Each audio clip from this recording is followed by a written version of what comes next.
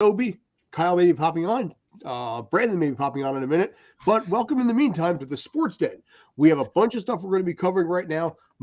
First and foremost, centering around a certain guy by the name of Aaron Rodgers. Perhaps you've heard of him. Big deal in this case because Mr. Aaron Rodgers is now Mr. New York Jet. I know you have some thoughts on this. I've definitely got a few of my own here. So talk to me a little bit. Give me your thoughts. No wrong answer. Do you like it? Do you not like it? What are you thinking, pal? So I like it. I'm going to give a few reasons why I like it. Number one, they didn't have another answer at quarterback. So they had gotten to the point where something had to be done. And Aaron Rodgers is certainly better than any of the other options they had.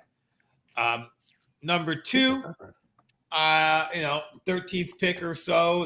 That's a decent pick.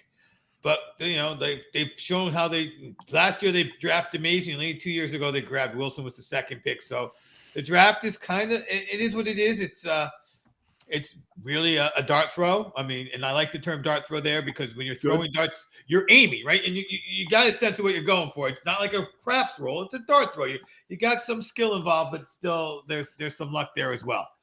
Fair. But what most gets me is we're going to go back to 2013. That's the last 10 Super Bowls. Here are the Super Bowl winning quarterbacks: Wilson, Brady; Manning, Brady; Foles, Brady; Patty, Brady; Stafford, Patty.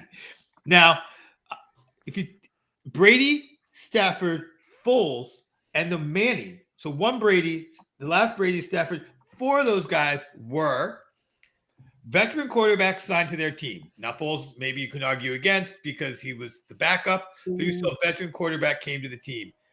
Manning also in 2013 was a starting quarterback in the Super Bowl. And so, although I'm the guy who's always like, you get the young quarterback and you build around him with cheap, in those 10 years, there's two of those, Wilson's and Patty the first time.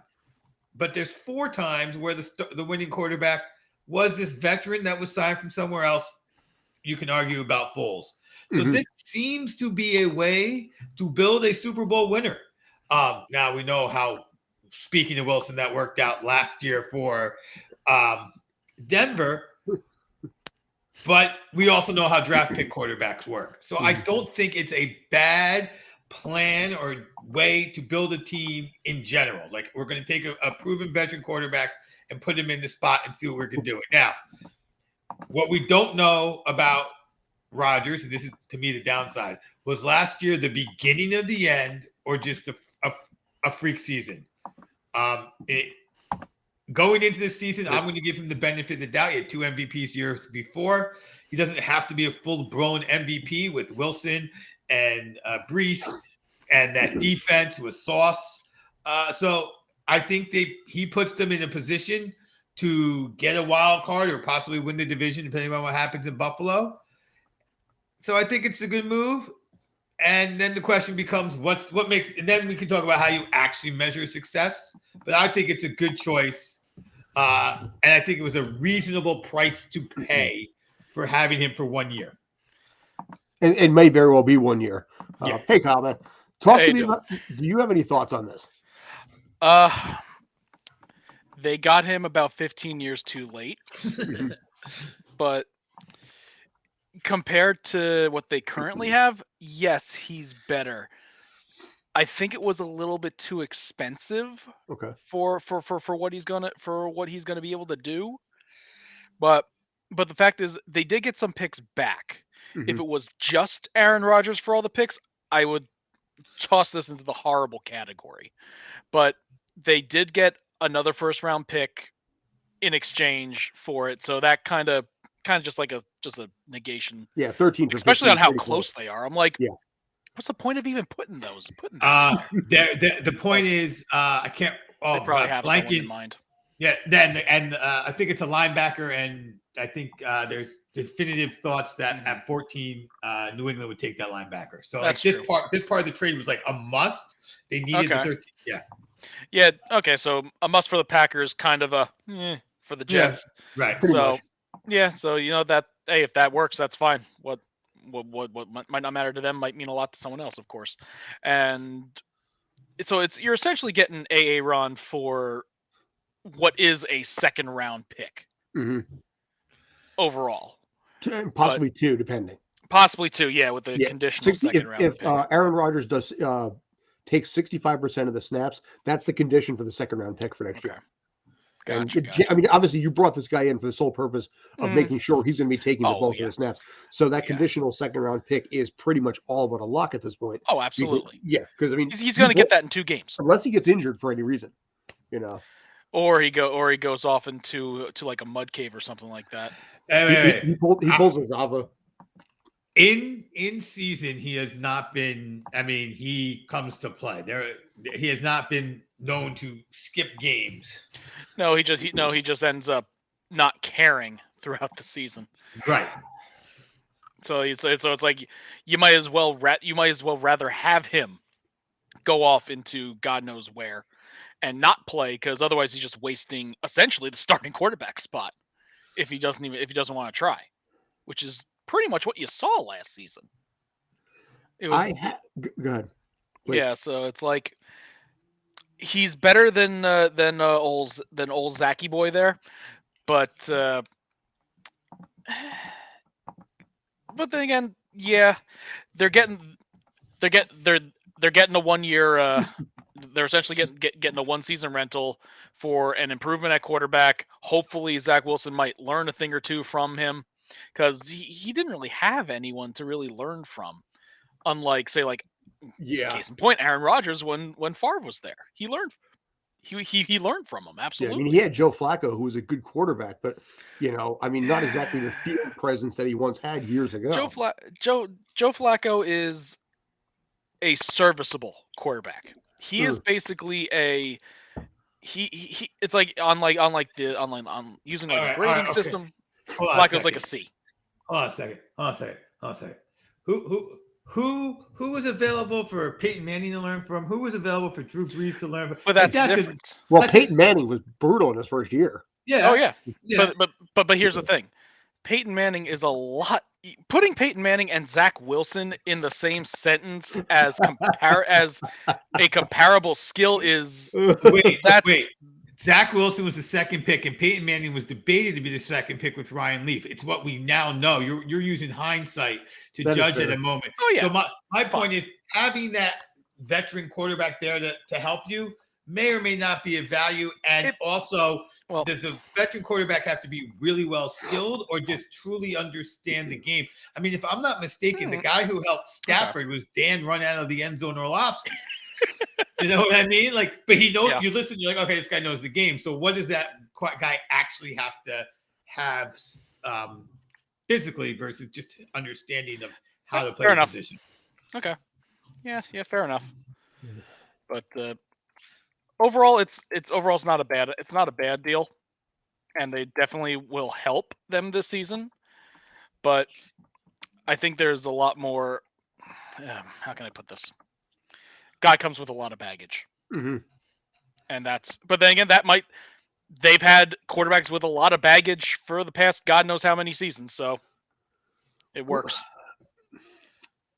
I don't think it's a bad deal. I mean, again, the 13 for the 15, you're more or less assuming things go as you expect them to, you're more or less giving 2 second round picks.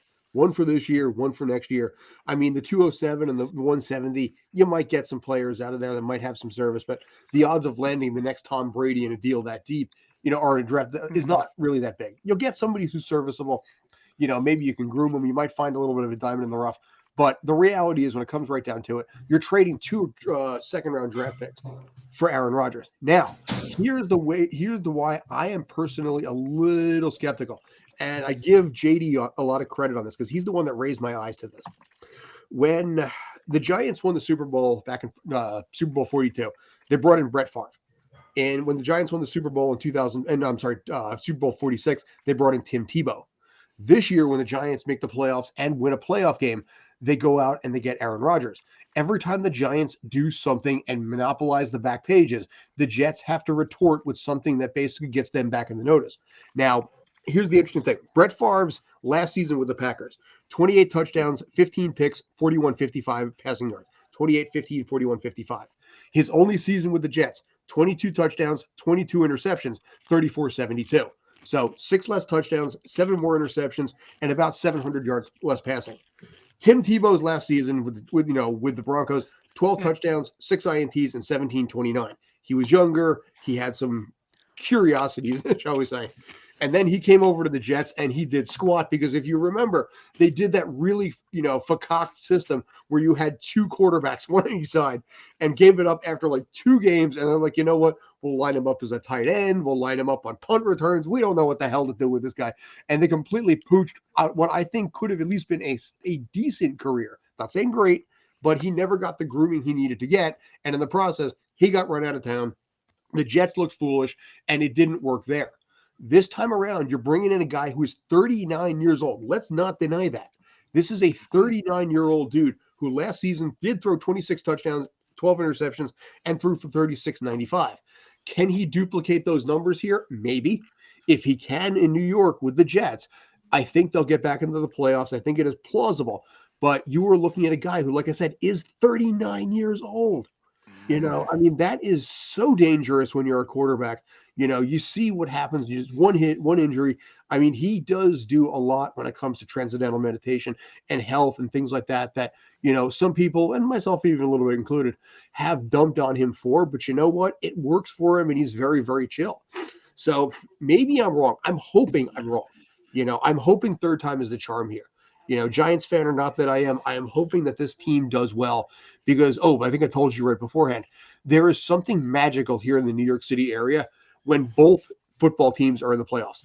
There's this weird vibe, this weird energy that goes on where both teams kind of get excited for themselves, but weirdly enough for the other, because there's no real rivalry between them outside of location.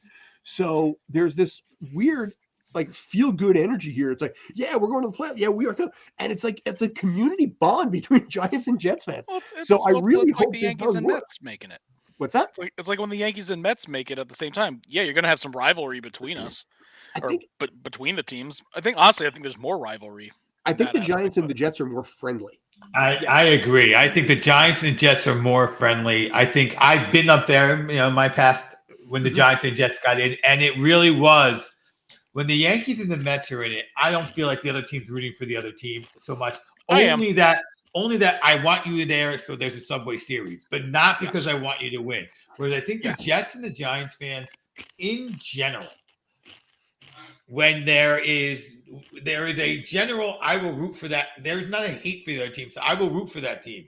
And if we get to play the Subway Series, or Subway Bowl, a Subway Super Bowl. What's that? Subway Super Bowl. And Jared comes out of jail. Then we will, go ahead and do that. But I understand the point that JD did bring up multiple times about Favre, Tebow, and now Rodgers. But when analyzing those things, I think Favre is a much better comparison to look at than Rodgers, because even when Tebow was brought over, there was instantly talk he's not going to start. He's going to be the blocker on the punt. Like this was like, yes, this is a publicity move because this guy brings eyes to your team, but he was never going to be the quarterback. No one understood why Denver even picked him. But I think the Favre thing is the better example, and it does lead to the biggest question, right? Because Favre was leading the Jets to the promised land. Then he got hurt. His ego got in the way. He didn't want to lose his starting. So did his penis at one point. That was afterwards. That was.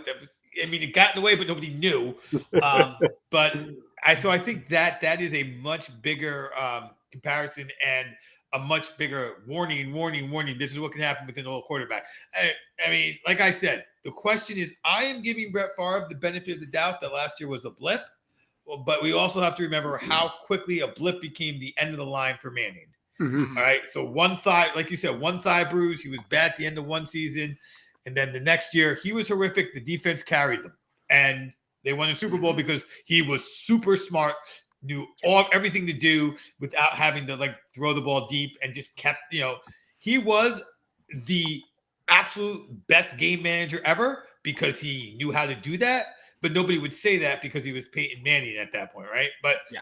And can he do this? But I think Favre is the bigger alignment.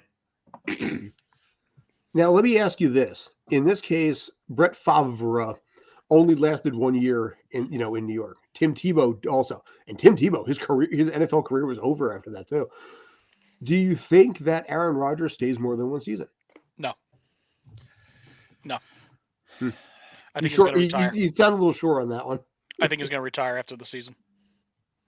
Aaron Rodgers is the hardest player for me to read because sometimes I'd be like, well, they got really good and it was really near the end.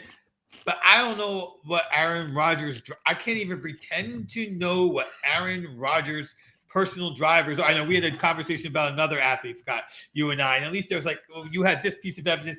I got nothing on what makes Aaron Rodgers tick at all. So for me to guess what it would take for him to decide that this is what he wants, obviously he was done with the Packers. He signed the deal to stay with the Packers for the money, and that was a huge emotional mistake for him. So will things be better for him here? Because he may have 5 or 6 more years left if the emotions are lined up. Right? I mean, that's the thing. And that's what I don't know about him. What is he looking for? Will the Jets give it to him? Will he find it there? Is he really ready for the next stage of his life? Does he have enough money from football to, and let me tell you. Well, look, I saw a commercial recently. I think it was for Hertz with Brady in it. Oh boy. It's bad. I wonder why these guys do these commercials, and clearly they don't need the money. Because Brady's trying to. I think Brady realizes is trying to practice for when he has the next gig where he's going to make all that money, so he doesn't get fired.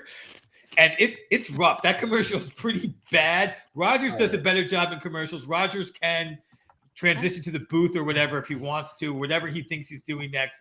But boy, I saw that Brady commercial. I almost wrote you immediately, Scott. Well, Brady already took Greg Olson's job, so. Well, that's another thing too. And the funny thing about that, or sad thing about that, is the fact that Greg Olson, his contract drops by $7 million a year. Yeah. The top tier person makes 10. The second level makes 3. So to bring in that guy at $10 million a year, Olson, who has done a dynamite job, fantastic job, and working alongside Burkhardt and all that, his salary drops down to $3 million. Granted, it's still $3 million, but it's a little bit of a pride thing and a little bit of a punch in the neck. Honestly, he should join up with the Manning brothers and keep and do what they're doing. Dude, I gotta tell you, ESPN is very smart. I don't give ESPN a lot of credit, but the fact that they have 2 simultaneous broadcasts of their Sunday night stuff is a really clever. I mean, they got the Manning brothers on one, and Joe Buck and Troy Aikman, who seem to have more fun with ESPN. But even with like Sunday Night Baseball, you've got the regular guys with like David Cohn and I forget who's in there, and then you have Michael Kay and A-Rod on the other channel. And I know a lot of it has to do with the fact that their TV ratings are struggling because, no joke, 90 Day Fiance is beating Sunday Night Baseball every single week. That's a shame. So maybe that's why they're trying to do it. But I give them credit. They're trying to do new and different things to keep it interesting. That I'm not sure if they're going to be interesting when he's in the booth. I'm worried. That commercial that he's in, if you see, it is just like, huh? I didn't even know he was in one. I don't think he has the charisma that he thinks he does. I can't play it here because instantly we'll get flagged by YouTube. Yeah. But I'm really and probably Facebook too. But you got me curious. Yeah, so what was it? It's on Peacock. I mean, I was watching. I already pulled it up on YouTube. Okay, yeah. So you'll watch it and then you'll give your professional view as an actor and be like, if I had played quarterback, they would have actually hired me over him. That's I promise you. Can I just point out that sometimes you see these people and you can tell that they're only there because of their Twitter following? Lizzo, I'm looking at you in The Mandalorian. Jack Black was in there too. Yeah, but Jack Black can act. This is true. Yes. He's got a long resume of 20, 30 some years there. Yeah, and carrying the scene. Now he has a top 100 song. Yeah, well, perspective. Yes, he does. Which, by the way, could be nominated for an Oscar for Best Original Song. I have a feeling it will be nominated. Will it win? Probably not. That can't be Jack Black's first top 100 song. No, it's not. No, but it's the fact that movie wise has a possible Oscar nominated song in it. Yep, movie wise. But then again, did any of his School of Rock songs get nominated? I don't know. They probably did. None of those were originals, were they? Wasn't everything in that? Oh no! Well, no. The last song at the show was an original song. I think so. Yeah. All right, we are totally going on to the other show. We have now veered completely into It details. I'm expecting Davion to jump in here. Anyway, okay. So we're going to check out Tom Brady, who's probably a terrible actor. Like I said, as far as Aaron Rodgers goes, we'll have to see what happens there. But I'm curious. I got to admit, I'm very curious. I'm a little hopeful. I want to be wrong here. I really do. I don't think he'll last more than a year because the moment that something goes sideways this season, we're gonna see exactly who he is again. You think he's just gonna? You think it's gonna be mentally check it out or physically? Yes. It's like the moment. It's like if they don't get off to a hot start, he's gonna mentally check out by halfway through the season. After all the drama, all the swarm of reporters and whatnot, I don't have the confidence that he will last. Especially with not only with the New York media, with just the fans bearing down. And don't get me wrong, Green Bay fans are crazy passionate. New York fans are a different beast versus this area. Yeah. New York fans are a beast. I see. To me, again, I don't know what he wants. He has survived early bad seasons with the relax season quote. Like, so it's really about what is he really is he. But what I don't know about him, and this is why, if I were to be like, oh, this is a guy who number one in his life is to go out and win football games, then I'd have complete confidence. But I'm not sure that's who he is, and that's what. Listen. That's not necessarily a bad thing. He's been a really good quarterback, Hall of Famer, won the Super Bowl, and he signed a $50 million contract. If winning football games isn't his number one priority in life anymore, who am I to be angry at? So be it. And if it's not his number one priority, you're right. He can mentally check out. If it is his number one priority, if getting traded to New York and whatever has reinvigorated his professional stance, then – okay, then he's going to do fine. Then getting some, but I don't know. And then all that plus he's 38. So what does his body say? This is a risky move. Mine says. Yeah, it's a risky move, but also I think it's through historic. The last 10 years has shown that this is a good way to try to build a team. To win a Super Bowl, so it's worth the risk because I think, Scott, you put it best. You're trading 2 twos. If you took the 2 twos and Aaron Rodgers out of that deal, you'd say, okay, yeah, all right, we're swapping first, we're swapping third, the fourth and fifth. You move, okay, whatever. All right, it works. Okay, so it's really 2 twos. And also keep in mind, for what as simple as it is, the Jets are getting a 5th and giving up a 6th. So again, 5 and 6 isn't that much, isn't that like spectacular, but you're getting the better end of that part of the deal. To offset the 13 to 15. Really you look this deal. It's the 42nd overall pick and the conditional. I don't know the full math of how they do these round picks. Who gets picked in the 5th round? Anyway, it's the guys from like Colgate. Is that when like all the kickers go? No. This is in the 5th and the 6th round is when the guy who makes the difference in the Super Bowl, who you never heard of, got That's where your picked. David Tyree comes from. Special teams guy who recovers the fumble. Yeah. I mean, okay. I'm not going to mock those guys at all. There are gems that come out of every round in the NFL. Just your ability they still make it in the NFL. Yeah. The ability to still figure in the out NFL. Your ability to figure out those guys, though, that is what is 100% suspect. Like how? So I think usually the difference between like the 1st and 2nd, some teams will pick best available player no matter what. But I think the 4th, the later in the draft you get, the more they pick. Like we need a wide receiver, so let's pick the wide receiver with the best upside and hope we get lucky. We need a corner, but again, yeah. If I were to tell you the 13th and the 207 for the 15th and the 170, most of us say, okay, that sounds about right. I mean, you get that cap. So then we're talking the 42nd and next year's 2nd. And I think it's actually, if things go really well for the Jets, it could be the 1st. But if it is the 1st, the Jets are, you get the players that are willing to try. You aren't it's like, the first 2 rounds are the players that have been lauded all their lives, never faced any type of struggle. Later on, you get the good players who did struggle, who aren't the superstars or the divas. Now, one thing that's interesting is I'm looking it up right now. He is a $31.6 million cap hit for the Jets next year. They come into it with 8.6 available. Ooh. That's gonna be a now. Rodgers may restructure the deal because apparently it's about $60 million that the Jets are going to have to eat here. But you better hope that wins. But I'm sure Rodgers will figure out something with the contract. But you have to make up $23 million in cap space just to get him in and basically be at zero. It just makes me wonder. It's like, yeah, that's the struggles of a salary cap. Yeah, it's like, yeah, you could get your improved player, but could you find someone of a similar skill that doesn't set you back financially, salary cap wise, for the next 2-3 seasons? It's like, yeah, you have your star players, but it's like, all right, you'll pay them the money.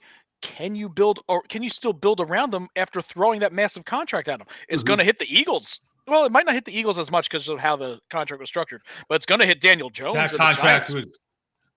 Yeah, no, it's not going to hit the Eagles. This is Howie Roseman is the master. He really is, and he invented the void contract year. And you look at the way that contract's built, and they don't even have to cut AJ Brown on his $35 million guaranteed year at this point. That's like crazy. It's just built well. But that's the other thing. Let's talk. I mean, we're talking about the Jets. Let's talk about the NFC. Because that we just the guy, and this is like huge for the NFC. Everybody in the NFC is now a contender. Everybody. Well, yeah, because who knows what you're going to get out of Tampa now? Brady's gone.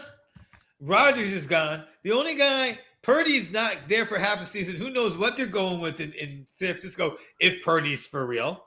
The only team with a bona fide starting quarterback in the NFC is the Eagles and the Giants and the Cowboys. Like the NFC East, you were solidly expecting 3 teams to be good in. Oh, and where did David Carr go? But none of those guys are not.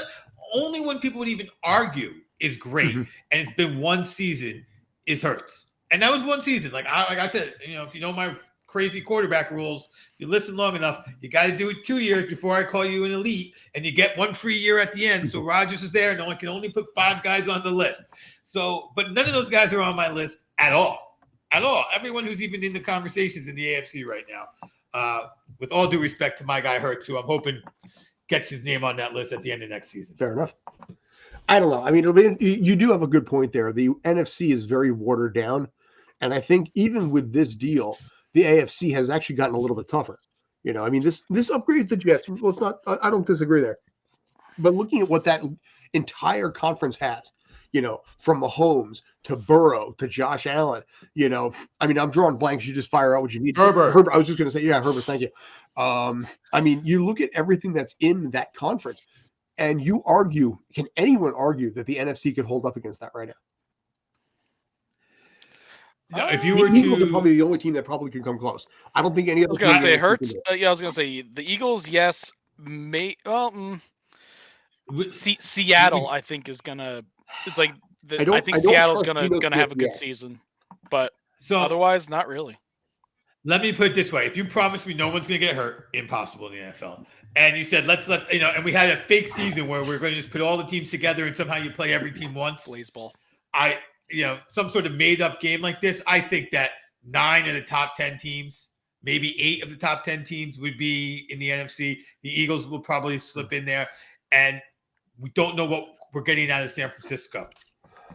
But otherwise, yeah, I mean, it's hard for me to see, you're talking Lamar comes back and, all these things that still have to be worked out. But right now, the AFC looks scarier. The problem is you had to run through that gauntlet in the AFC, and the NFC team probably played 1 game, and that's a championship game. And then you're like coming to the Super Bowl, tired. I mean, just emotionally and physically tired. And then, of course, obviously in this case, you never know what that team's going to bring to the table. You might just have an off week. Any kind of a quirk could happen. Well, yeah, I mean, we did say that with Mahomes because he got beat up.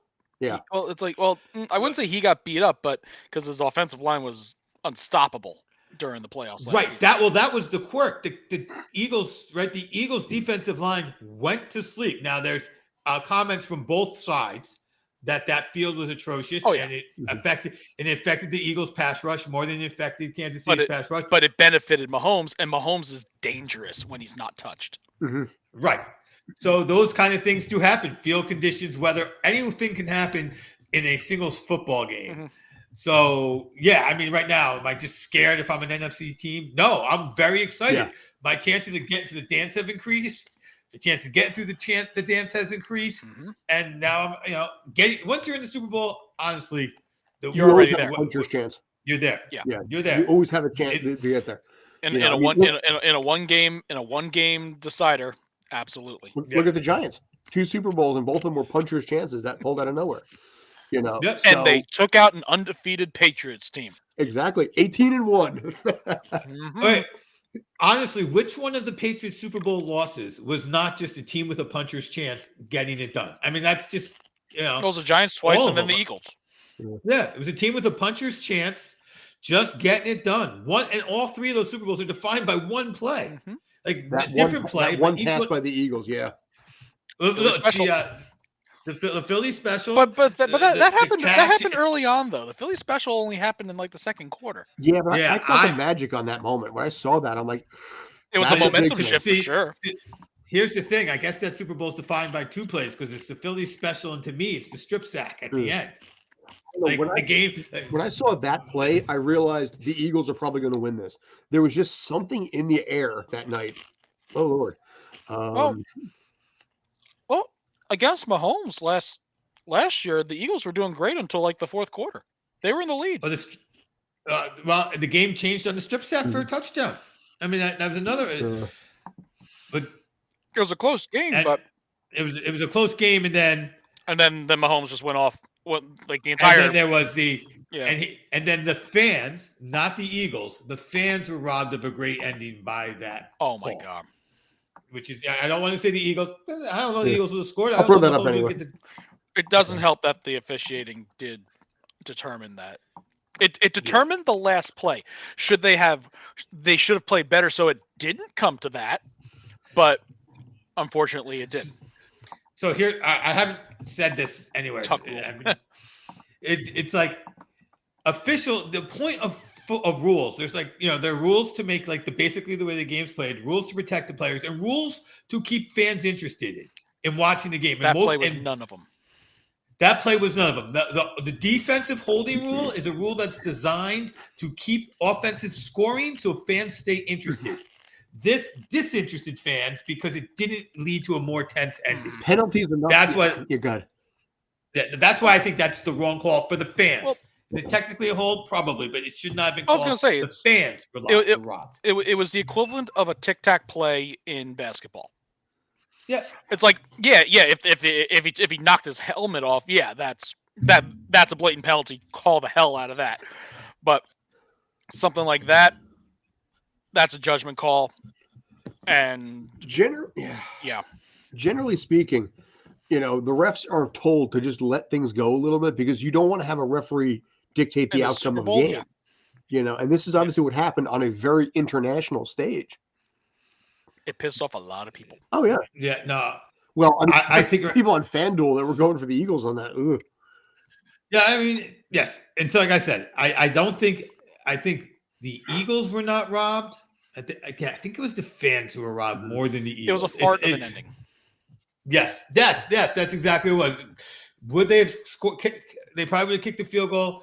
Could they? And would they have stopped the Eagles? Maybe not. It would have been a harder play to make. It would have been a much longer field goal to make. That too. The longer field goal, and then the Eagles get the ball back. World will never know. Yep. But to me, that's what but we're recounting old stuff as we're getting ready for the draft. So, on that note, I think let me see if I can figure out where I put that picture. I got a question for you. Which team do you think will have the biggest fart of a pick? Because usually there's like a team where it's like who the heck is this Tingus Pingus guy? Or like something like that. Which team do you think will make the dumb pick? Ooh, that's an old picture, Scott. Is it? Oh, did you? Yeah, Bears aren't number 1 anymore. Yeah, The Bears. And the most recent picture would have the Packers at 13, but Who do I think will make that pick? Thank you, by the way, for letting me know. I think that it will be one of the regular teams to do that. At number 7, the Raiders. The Raiders are constantly doing that. To me, and it will be a wide receiver that nobody thinks is any that everyone thinks should get in the second round that they'll reach for. That's my guess. I'm gonna lean towards the Falcons. Making the wrong call. Mm-hmm. Yeah, but it's like right next to the Raiders. It's like it's in that little sweet spot where it's like who the hell is this guy? Never even heard of half these people. This guy's dead. That's basically the best one I can pull up for right now. That guy's dead. I know what you're referencing. We'll cross him off then. Daniel. I mean, you're talking about the Daniel Jones pick, the Darius Hayward-Bay for the Raiders several years ago now. But I know what you mean. There's that one pick where everybody's just like, Mel Kiper's got his list of 6 guys. Tom McShay's got his list of 6 guys. Everybody's given a name, and then it's a 15th player. You're like, whoa. And the number of times that player works out is really low. True. Because the number of things that are put up there are tremendous. And then it's like, because even when the Giants took Daniel Jones, it's like, they're probably going to take a quarterback here. I mean, it's not going to beat Daniel Jones. And I was like, but Daniel Jones is at least talked about. Like, I'm not talking. I'm not talking about like a highly touted bust. I'm talking about like this out of nowhere. Who the hell is that guy type pick? The bust you can't tell for 2 or 3 years. But no, I know Josh Rosen by the Cardinals in 2018. It's like, who the hell is this guy? Oh no, there were 4 quarterbacks. Rosen was one of them. Rosen turned into a bust, but that Rosen was not unknown. Because there was debates over Rosen versus Allen, which Josh is better. Well, one Allen has all the tools, the other guy's is fully developed. Yeah, but I good. Yeah, no, I that's a great question. Who will have that? Where they changed the music on ESPN from dickety ding to dickety go? Boing. Boing. I almost wonder. There you go, Christian. I'm looking at a list, and it's like Christian Ponder from the Minnesota Vikings. Oh God, yeah. 2011. Right. I don't know. I mean, if you look at it, what has Cleveland done? When in doubt, what will the Browns do? But the Browns' biggest problem is they kept picking the person you expected them to pick, and they didn't work out. That was the Browns' biggest issue. They kept picking quarterback. They would always be like, the problem was they weren't number 1, so they'd always pick that second quarterback or the third quarterback who was listed, do what they were supposed, and then except for and then they picked the little fella, which by the time they picked, that's who everyone thought they were going to pick. So again, so much of their money's tied into Deshaun Watson right now for better or probably most likely worse. On the other hand, they did pick Myles Garrett correctly. I mean, and that was another guy. They picked the guy who everyone said they were going to pick, and he worked out. I think the current belief right now is, since the Panthers had the first pick in the draft, that they're going to go with a quarterback. Bryce Young has been talked about. The revolving door of quarterbacks in Carolina, when you think about everybody that they got in there, PJ Walker, Bradford, and Baker Mayfield, it's like, will this be another rotating one? I don't know. I mean, I would hope not. They need some stability there. But they have not been really normal since Cam Newton left. Yes. Yes, and it's been a long time in football years, but in reality, it hasn't been that long. And Cam Newton has not been out of the league. I think it's been 3 years. Weird. So, yeah. And they are starting multiple quarterbacks a year. I mean, that's what's really crazy there. The guys, whoever they put in, get hurt. I mean, it's just been crazy. So, will they pick in that aspect? Will they pick the right guy? But the real interesting pick is number 2, Texans, because they're talking about that they're not going to take a quarterback, and it almost makes sense because they have a young quarterback in Mills who may not be that good. But if you build around him, maybe he is a top 15 quarterback and maybe he can get them somewhere. And if not, do you really think the second quarterback in this draft is going to be as good as some of those guys we mentioned earlier in the AFC? Like, you're better off building a team and at some point somebody's going to be a free agent. Lamar next year. At some point they finally say, "We'll take Lamar." Hell, it might be Lamar this year at this. It might be Lamar this year at this point. But after this draft, you can have our first pick next year. We grab the defensive player, and then we give up a first and a second for Lamar. Next, the 2 firsts in the future. So yeah, I mean, they may end up dunning or trade. I mean, they'll probably trade, but they may get some weird defensive player that nobody thought about. But I think it's the guy out of Alabama they're talking about. And then the Cardinals, they're probably not going to take a quarterback. So all of a sudden, this highfalutin quarterback conversation. And number 4, you sit with the Colts. And the other problem with the quarterbacks is that the one who's probably, there's Young, but he's small. And then you got Stroud, but apparently he's an idiot. Yeah, he's got like an 18 on that brain test. It's like single digit brain test. Like it's a 6th grade test. He got an 18 on it. Oof. So that's. I'm looking at the list. You know who I think is gonna probably be a dark horse and trying to really screw up their pick. Number 16, the Washington Commanders.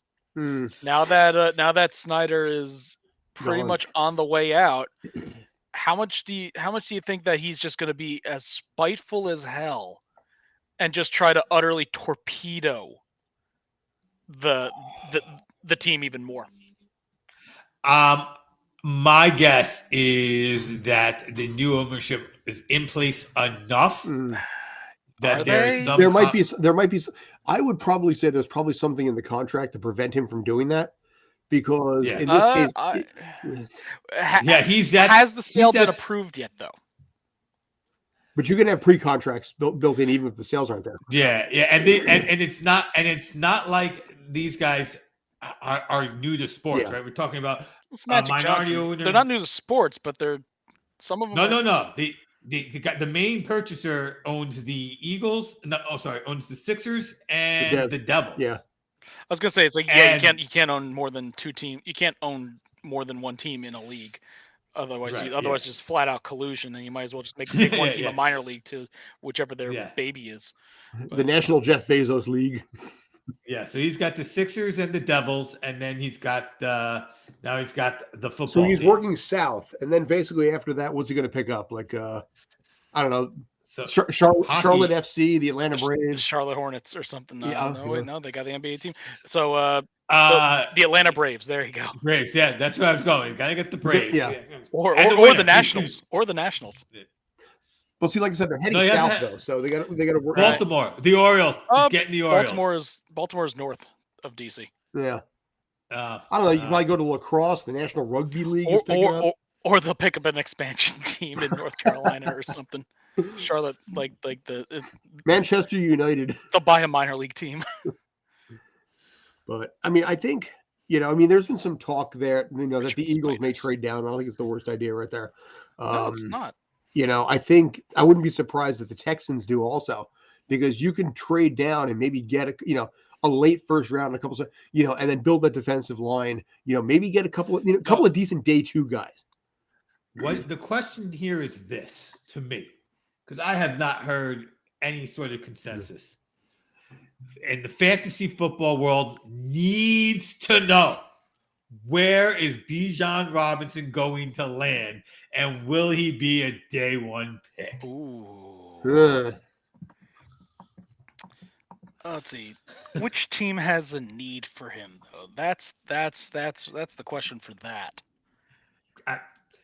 Everybody, I mean, because you're going to get him for 4 years at super low, and you hope to get Saquon Barkley, CMC type production, Ezekiel Elliott. So then, which team needs like a running back or something like that? But I mean, the Giants would make some sense, because at this point they franchise tagged Barkley, so you might let him walk. Did he sign the tag though? No. I was gonna say he hasn't signed it yet. That's right. Yeah, that's right. They did stall. So again, all the more reason why it's plausible. But the Giants are a late pick. I mean, they're 26. Will he last to that point? That's the question. I mean, Elliott went 4. No, Elliott went 6. The Giants took Saquon at 4. Yeah, I don't think he'll last to where the Giants are. It's he is that kind of talent. Yeah. And it's like I understand that running backs aren't as highly valued as they once were in draft wise. But but there's usually one or two that do go in like the first like 10 or 20 picks at least. So if he falls past pick 20, I will be flabbergasted. I think he's a steal after 20. Massive steal after 20. Yeah, he's going to be the first running back off the board, and this isn't CEH going at the end to at the end of the first round to Kansas City. This is a guy who the season began. They said this is the best running back in the class, and then he spent the entire season proving he was the best running back in the class. Saquon Barkley, Ezekiel Elliott type stuff. There's talk that apparently the Patriots are interested. Where are the Patriots drafting? I was gonna say it's like they're probably drafting kind of high this year.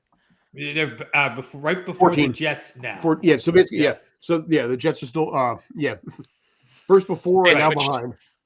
Okay. Yeah, and so the other guy they were, especially if what I heard about the Packers needing the 13th to get the linebacker, is that true? That means the Patriots may have been down to this linebacker and this running back. But a running back in the first, you know what? For looking at this, I think the Titans might take him at 11. Because it seems like they might be shipping out Henry, or at least there's rumors about it. No, today's new rumor is nobody is called. We're not trading. Okay. Well, that's in that case. You got to play that official stance a lot of times. But supposedly the Cowboys, there was some talk there. The Eagles, obviously, we talked about that one briefly. Yeah, no, I don't think he's reaching that third column there. It's like at the latest, like the Buccaneers might take him, but because the Buccaneers don't have a running back either. If he makes it past the 20th pick and the Seahawks are picking at 20, then I'll drop my jaw. Okay. Like the Seahawks at 20 seem to me. He would be the Dolphins pick at 21, but that's a forfeited pick. Right. But no, it's like looking at the teams. I don't think the Seahawks need a superstar running back, because they have a couple running backs, but I'm just trying to look at the list, see which team actually needs a running back. Oakland has Zamir White already backing up Jacobs. The Falcons have Patterson. Yes. And they have enough other holes they need to fill.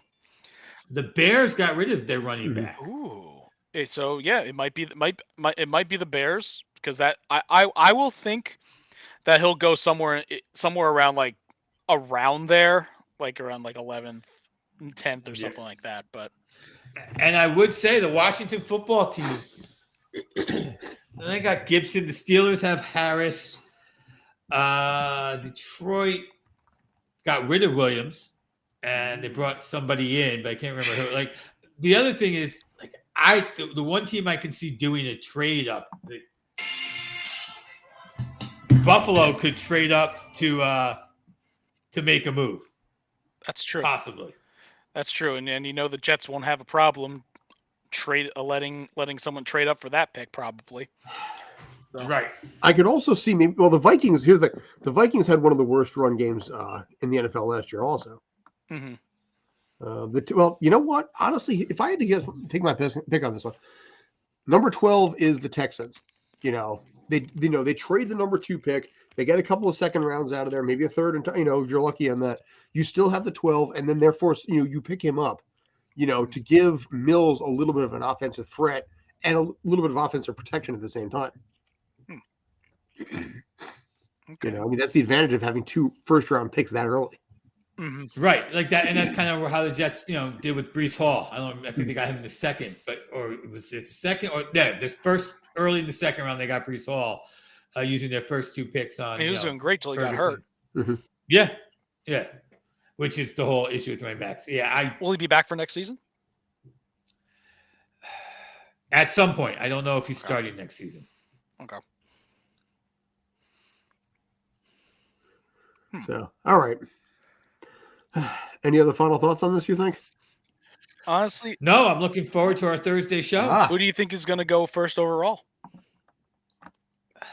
I guess they're doing Bryce Young, especially when they traded up. I actually thought they were coming up for C.J. Stroud, but then the momentum kind of kept building for Young, and then you hear that Stroud's an idiot. So what's the word we were supposed to supposedly or allegedly he got an 18 on this test and may not be as intellectually advanced as teams want. So now I'm thinking it's Young, especially if you're a quarterback. Yeah, because that's kind of like, okay, he has all these tools and Young might get hurt, but he's just not going to be able to run the complicated offense that they're going to want to run there. Mm-hmm. Yeah, and given that it's the Panthers, I think Young will probably go first. I think that's almost a sure thing at this point. I think it probably makes most sense. Yeah. Yeah. All right. Especially given as you said with the Stroud's testing inability. Yeah.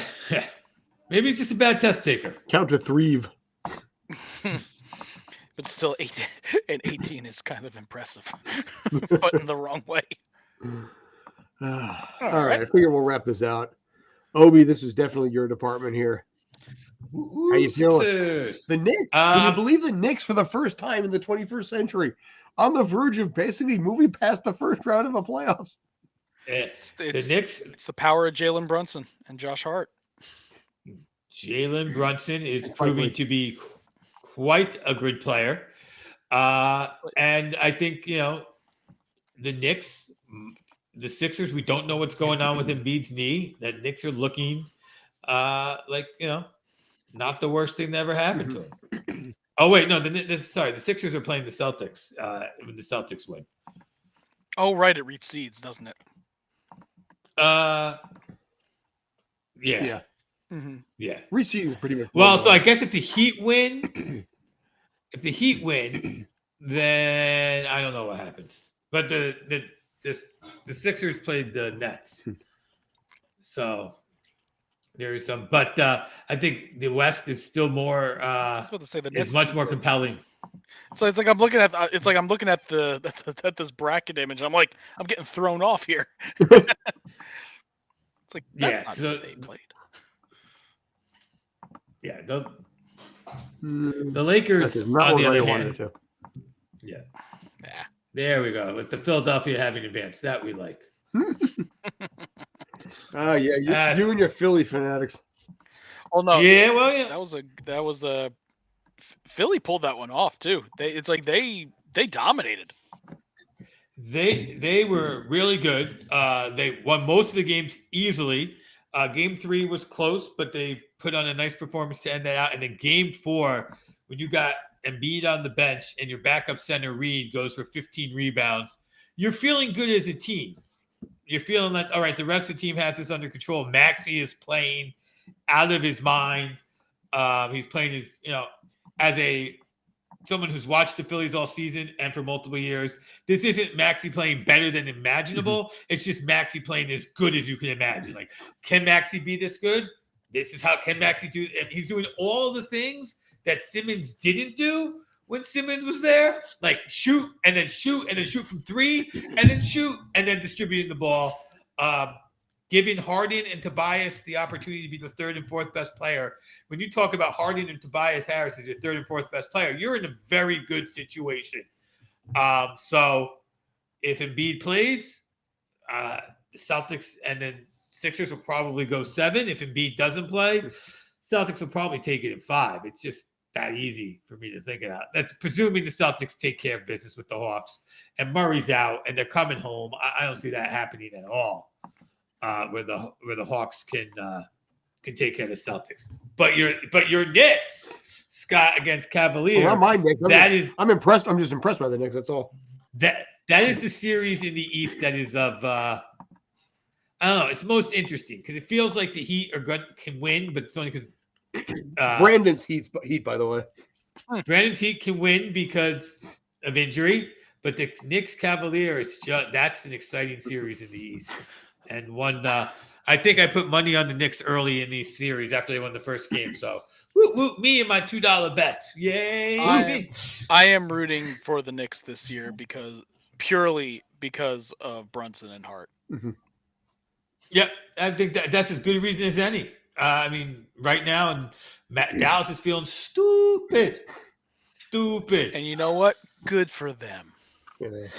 But see, it's funny because obviously with the trade between getting rid of Kyrie and all that, you look at the Nets and the fact that they made the playoffs when nobody expected. That was such a disaster of a team, and they cleaned house. Okay, yeah, they got killed in the playoffs, fine, but it was nice to see them reach the playoffs that way at least.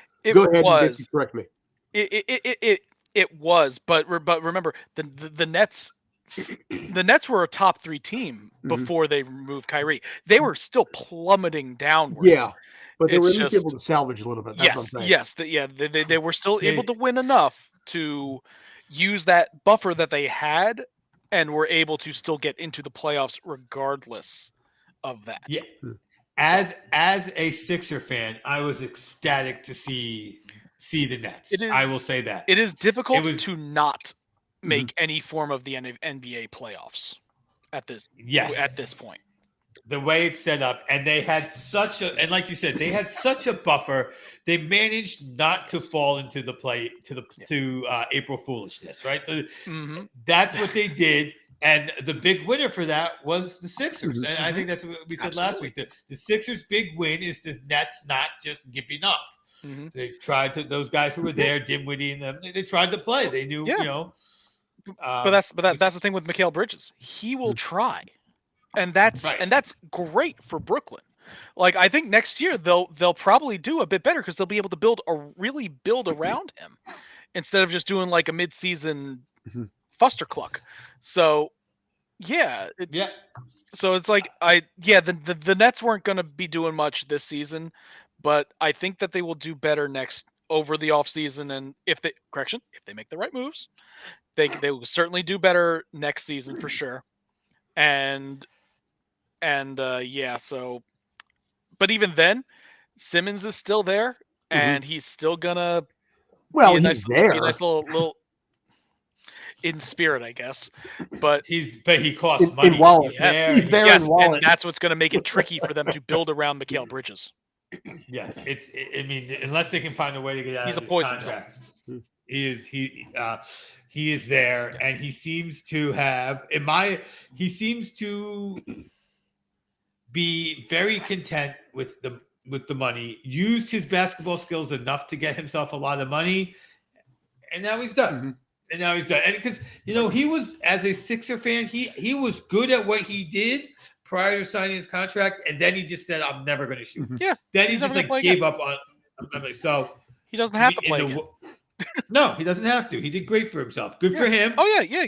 Good for him for getting paid, but it's like he's a big waste of space. Albatross. He's an albatross. That's a great term. That's the great term. All right, Kyle. Yes. Probably a quick question before we probably get close to wrapping up here. 42. Ben Simmons, Kei Agawa. Who's a better player, or who's the biggest waste? Who was the biggest sinkhole? Sinkhole? Sinkhole Agawa. Forget for the fact the Yankees payroll and all that kind of stuff. Igawa. Who was the bigger financial waste of money? Igawa. Yeah. It's because at least you might get a game or two out of Simmons before he goes into whatever BS he wants to go into next. Igawa, you got I think 3 starts out of him before he got sent back to the minor leagues and never returned. He played 16 games and had a total of 13 starts for the Yankees. 13 whole starts. Yes, 6.66 ERA. 46 million. Perfect. I think the one thing that puts it on Simmons is the word cap. You can't. The Yankees of old would have taken Iguala's lost money and put it somewhere else. I know your new these new age Yankees, they don't want to pay those taxes. Yeah, but and honestly, Igawa. Now you made me think about it a bit more. Igawa sucked. Yeah. But you know what? I'd put Carl Pavano as a worse one. By the way, I put Carl Pavano as a worse contract than Kei Igawa. Pavano did 2 starts and then he got hurt for the entirety of the rest of his contract. Who's the other one? Was it I want to say Javier Vasquez? No, Vasquez put in some starts. He did. Pavano didn't. Of garbage deals. Pavano didn't. But say like Ellsbury, I think they got a season out of him before he was that was a panic. Eternally on the DL. Yeah. By the way, that's the Ben Simmons contract right there. That's what the deal is. So he's under contract through 2025. And a quarter of the cap. Yeah. Now, granted, the guys they have, they can do some sign and trades on to get some exceptions and that and whatnot. Yeah, I'm gonna change my selection to Simmons. You know what? I didn't realize it was that much of a salary cap hit. Oh yeah, that's God. Yeah, almost 38 million this year and just over 40 next year. You know, to say nothing, obviously they got to pay that to him too. But yeah, the amount of coin that he's making to not show up. Oh, Bobby Bonilla is jealous. You know, here's the thing: the Bobby Bonilla deal, I think, was just simply ahead of its time. Yes, because you're seeing all these restructured deals now that are taken out to like the year 2042. Oh, absolutely. Because they can't front load these deals anymore. I don't even think it was ahead of its time so much as it happened in New York, and yes, you know, but that's what makes it fun. Right. I think the Bobby Bonilla deal is fun. I think there's plenty of others, and I do believe he gets the most annual of all those guys. Whoever, even Ken Griffey Jr. gets like $750 a year right now. I think Chris Davis has the largest one right now. Okay. But still, it's the fact is that it's been going on for so long, and that how he hasn't played for so long makes it so entertaining. You know, I do not wish any ill on Bobby Bonilla, but how much more entertaining would it be if it's Bobby Bonilla's day and it's going to his kids? Without no ill. Oh, I know. No, it's like no. The guy was smart enough to work that contract. Good for him. It's just something. Any laughter is at the Mets. Your contract. Basically, what you did. Right. Yeah, and any laughter or insults is aimed at the Mets on this contract, not on Bonilla, on the Mets. But with inflation being what it is, that $1 million doesn't have the same purchasing power as it did 20 years ago. Not anymore, no. But at the time. But and not only that, the assumed interest rate he got, you know, at the present day value was close to like 6% because, you know, they were getting that Madoff money at 8.5%. Oh yeah. Oh, it's basically the way the Madoff thing ties into it is so crazy because Bobby was like, yeah, sure, you can send it out that much longer. I'll take a higher yield. And the Mets are like, well, the Wilpon, who's I got that Madoff money. Yeah, we're fine. Sure, 6. We're fine. Sure. We got a guy who's just magically making money appear for us, and we'll be able to pay you. Exactly. Yep. No. So that's the other tie-in. Like, so the other guys, they're getting shorter term 3 or 4%. He's got, I think, the much longer term at 6%. So even though inflation's cutting into it, I still call Citi Field Ponzi Field because they all were involved with that jackass. So it's like, no. Yep. They all are at fault for trusting a guy called Madoff with their money. But well, you know, there's some stories that the Wilpons were not just investors, but involved. Yeah, investors indeed. By the way, do you want to know what the Rafael Devers deal is? Absurd. Well, besides that, he gets paid $3.75 million every 6 months till the year 2043. $7.5 million a year for the next 20 years. Well, they knew what it's going to take to get him to stay because everyone else was leaving. Yeah, he's going to be 46 when basically he stops getting $7.5 million a year. But that's even better because it's like every 6 months you can't blow it. You got another one coming in 180 days. After the Bonilla deal ends, it's going to be happy Bobby or happy Rafi Devers. Happy Rafi. Yeah, but like I said, it's February 1st and November 30th. So he does the November 30th one. Waits like 3 months. You know, he uses November 30th to cover paying for Christmas. Then February 1st to cover the rest of this year. Oh, good Lord.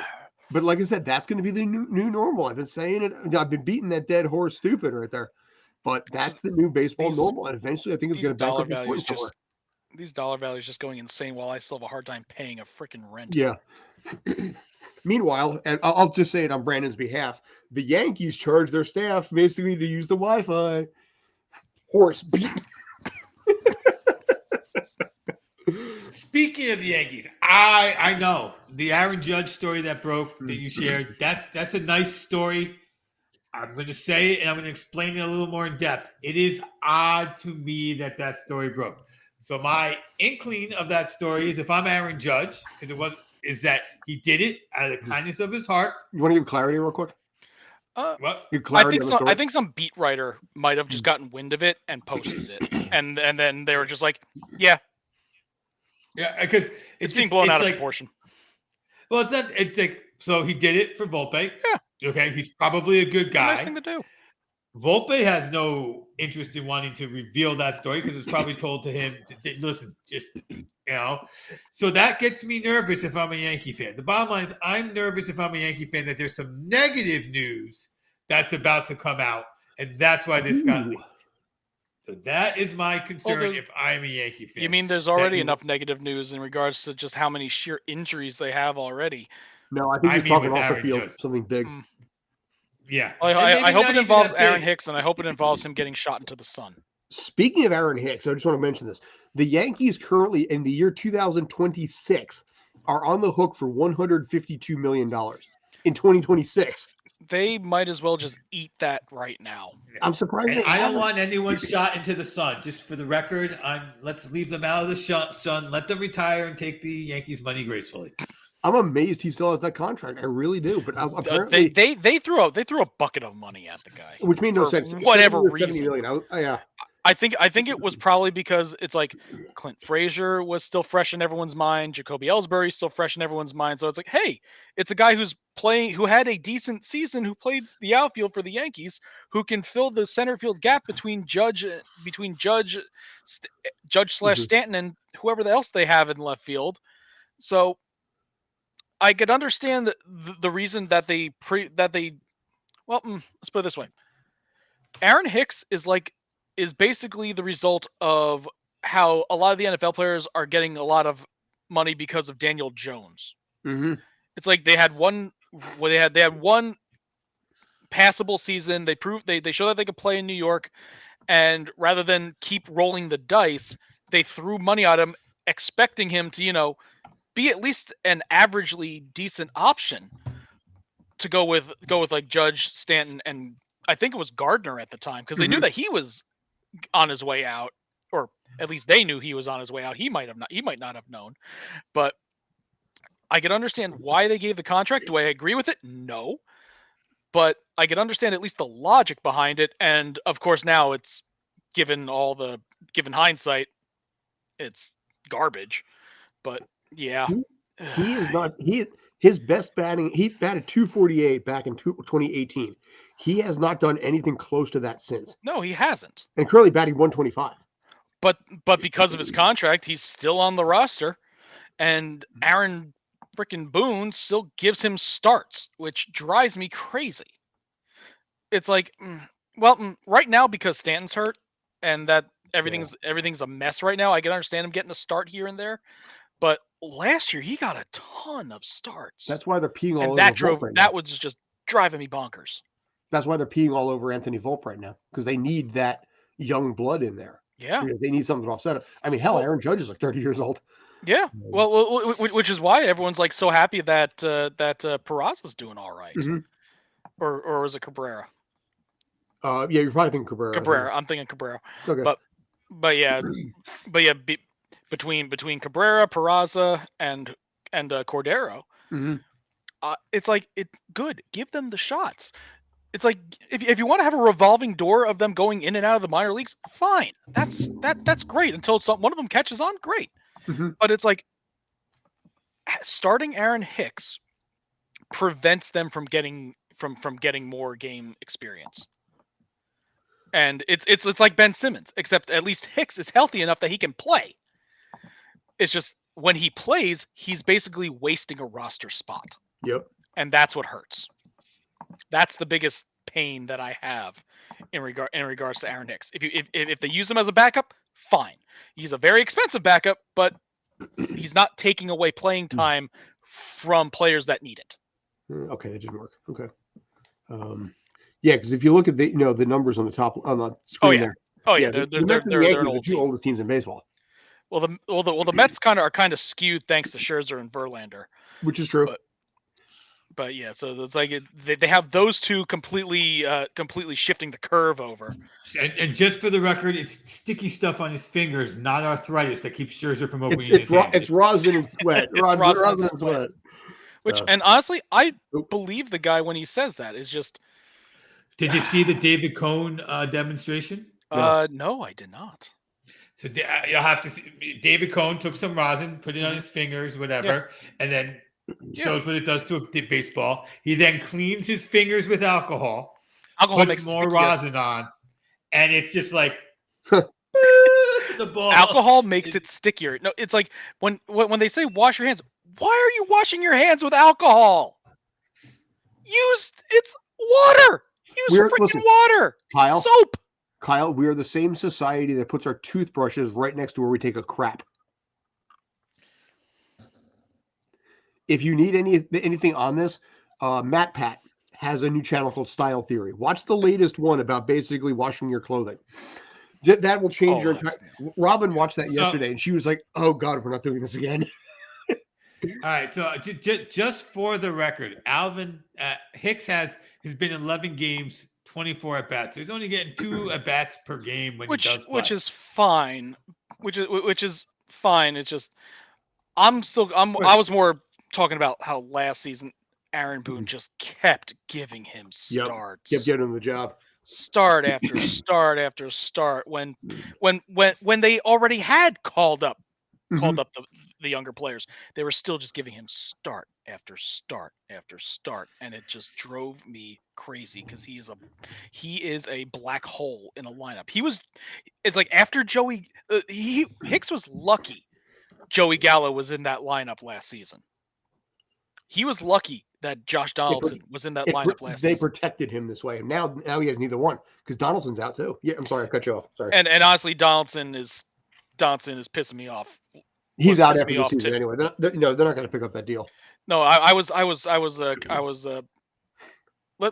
just say that in honor of Roger Dorn, having Donaldson go down with an injury fixed a gaping hole in the lineup. So it gives LeMahieu more time to play.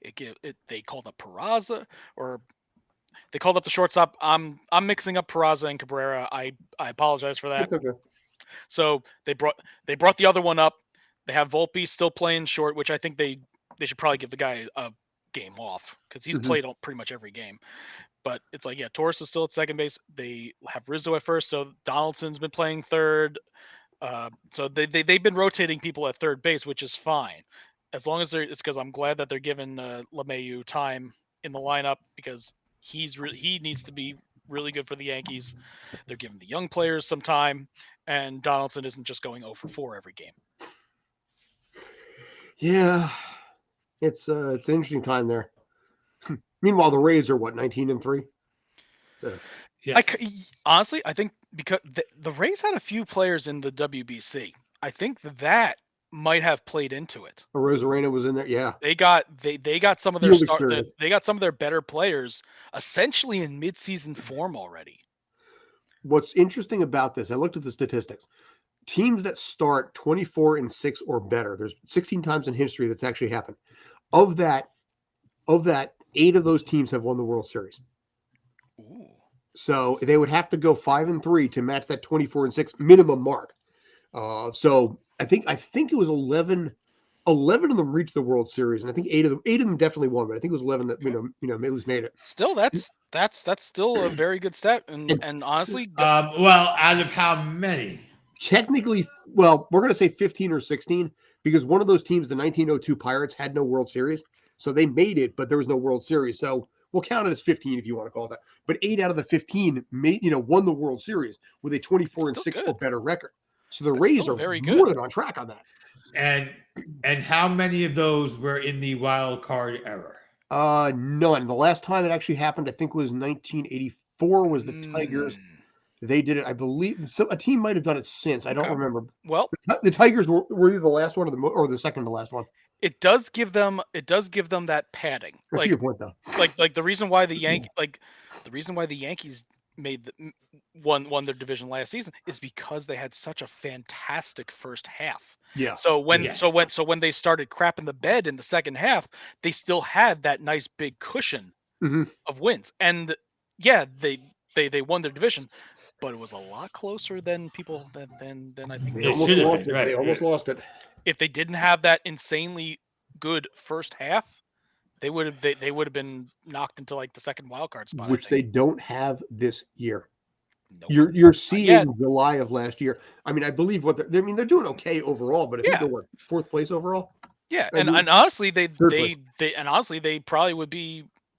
Well, right now because the Rays were doing so good, now they're like back in that jumble of a pack with the Toronto Blue Jays and not as surprisingly the Baltimore Orioles. But they're tied with Toronto for the second wild card spot. Yep. They're tied for second. They're tied for second place in the division, right? You know what? I gotta have. We'll probably wrap this up, I think, in a minute. But I have a soft spot for Toronto on the very grounds that Don Mattingly is now a bench coach over there. He is, and that dude needs to get to a World Series. If you remember last year, I said there were three managers. It was him, Buck, and Dusty Baker. Dusty got his. There's two left. I would love for Showalter to win something, but not at the expense of the Yankees. I don't know. Don Mattingly never showed up in Seinfeld. Buck Showalter did. Yes, he did. Cotton uniforms.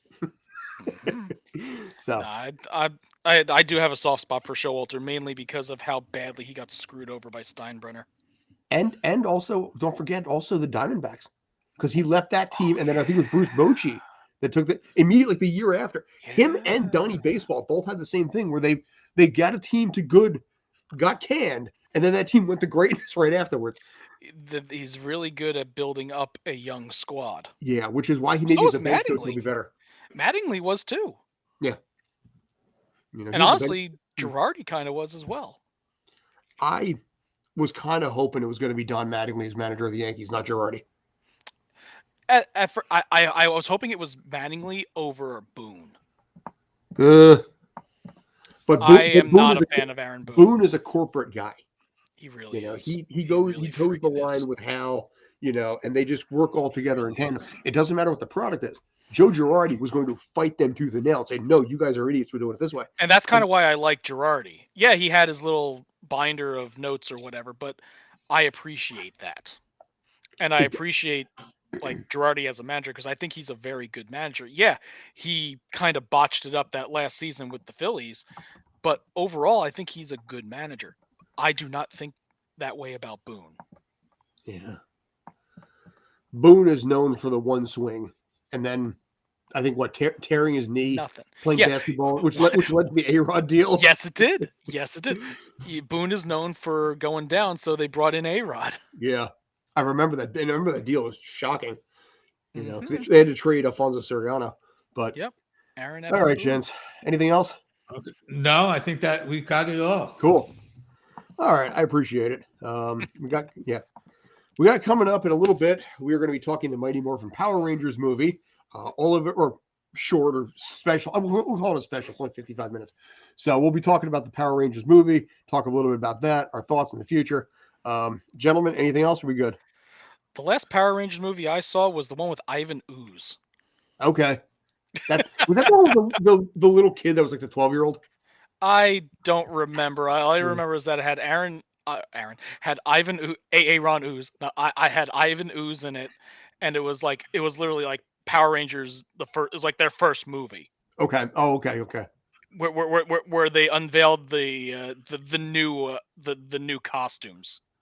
And that was so huge for like 10-year-old me. New costumes or new Megazord, and it was the same formula. Yeah. It was more lather, rinse, and repeat than Law and Order episodes are. Mm-hmm. Yep. Introduction of the White Ranger, and you had like the ninjas. You had like the ninja suits, and it was. Yeah. Okay. I have nothing on Power Rangers. All right. No. All right. So we're gonna. I didn't watch them. VR My Troopers? kids didn't watch it. Superhuman Cybernetic Cyber Squad or whatever it was. All right, guys, we're gonna check Tattoo out. But thanks as teenagers. always for tuning in. Sorry for going off track a couple of times.